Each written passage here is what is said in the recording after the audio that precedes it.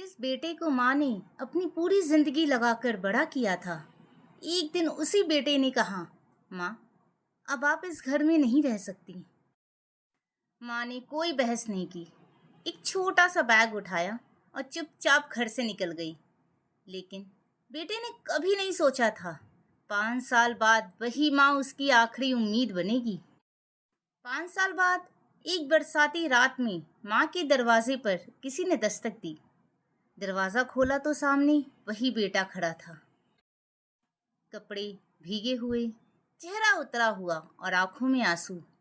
उसने सिर झुकाकर कहा, माँ, मुझे आपकी मदद चाहिए। यह कहानी है शांति देवी और उनके इकलौते बेटे रोहित की।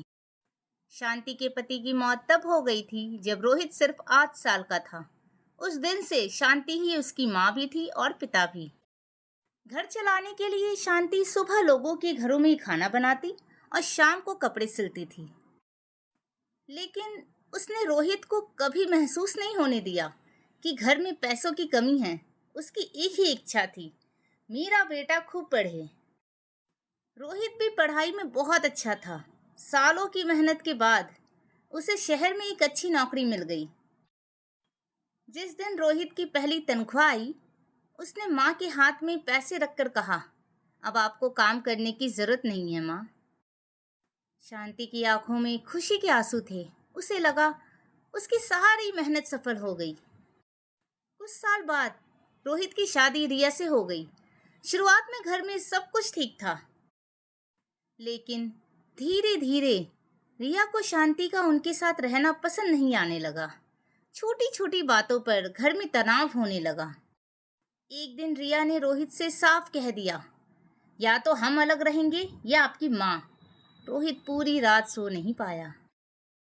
अगली सुबह जिस माँ ने उसके लिए अपनी पूरी जिंदगी लगा दी थी, रोहित उसी माँ के सामने खड़ा होकर बोला, माँ, शायद कुछ समय के लिए आपको कहीं और रहना चाहिए।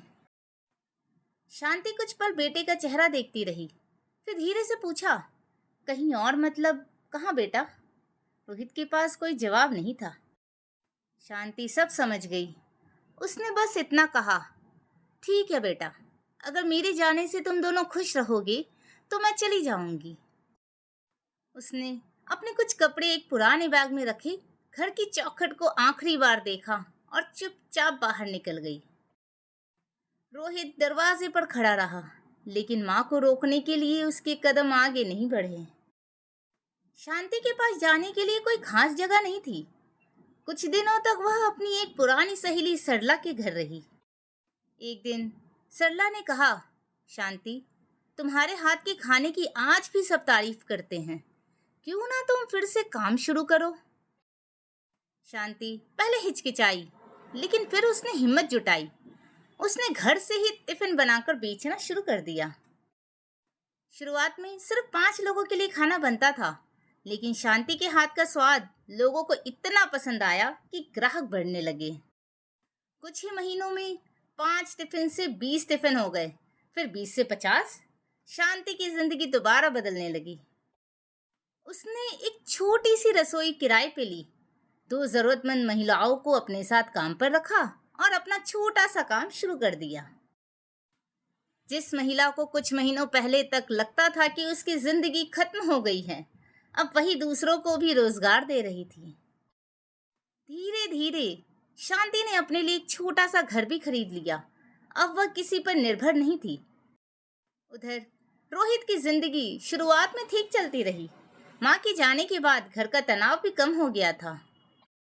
लेकिन समय हमेशा एक जैसा नहीं रहता। कुछ साल बाद रोहित की कंपनी अचानक बंद हो गई। उसकी नौकरी चली गई। शुरुआत में रोहित को लगा जल्दी दूसरी नौकरी मिल जाएगी, लेकिन महीनों गुजर गए और फिर एक दिन उसकी जिंदगी में एक ऐसा संकट आया कि उसे वही दरवाजा याद आया जिसे 5 साल पहले उसने अपनी माँ के लिए बंद किया था।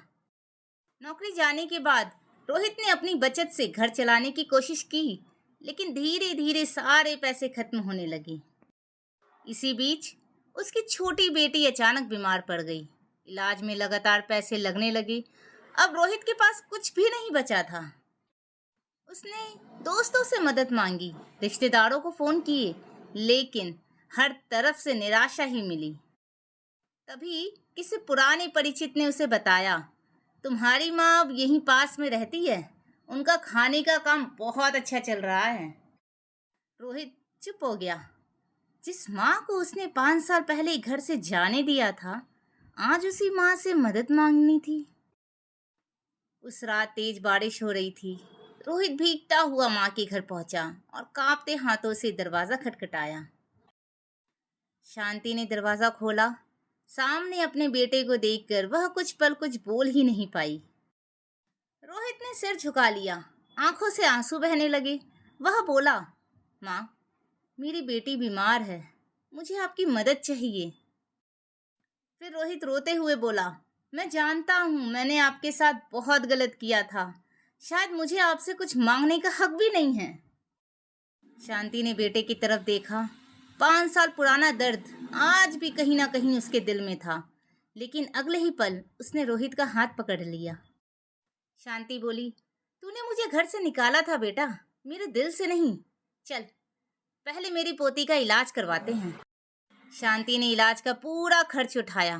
कुछ समय बाद रोहित की बेटी ठीक होकर घर लौट आई। रोहित ने माँ के पैर पकड़ लिए। माँ, मैं आपका बेटा कहलाने के लायक भी नहीं था, फिर भी आपने मुझे अकेला नहीं छोड़ा। शांति ने उसे उठाकर कहा, गलती का एहसास हो जाए तो इंसान को एक मौका जरूर देना चाहिए, लेकिन याद रखना बेटा, माँ बाप बोझ नहीं होते। धन्यवाद।